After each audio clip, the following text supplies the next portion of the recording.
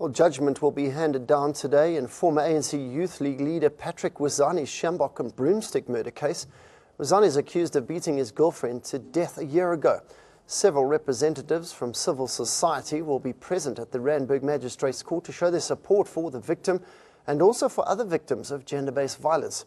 The incident took place in Yeoville in Johannesburg, in a place they shared as a couple. WISANI's girlfriend was Sjambok and beaten with a broomstick to death. The accused, who's been representing himself, pleaded not guilty, saying he arrived at their place when she was dead in the early hours of the morning of the 5th of September 2015.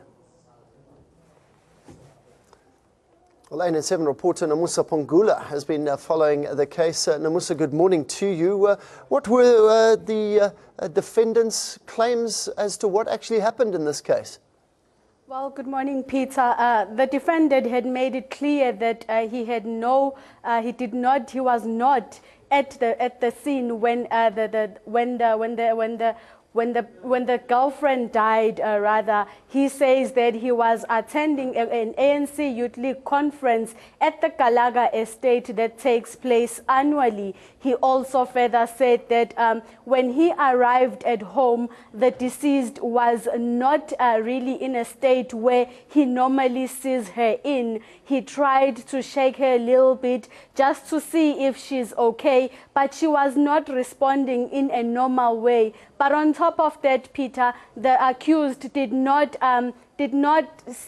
try to get maybe medical help or anything of that sort until he could confirm that Nosipho was already dead. That's when the paramedics came, because he says that he was not able to get a pulse from her. That's when he started panicking. However, he says that even the Sjambok that was used to beat Nosipho up, he does not know where the Sjambok comes from, as well as the broken broomstick. He does not know who could have hidden the Sjambok and the broomstick on top of the cupboard due to the evidence that was presented by the police in front of the court. But however, Judge Ismail Mohammed has warned Patrick that should he be found guilty today, he could face life imprisonment.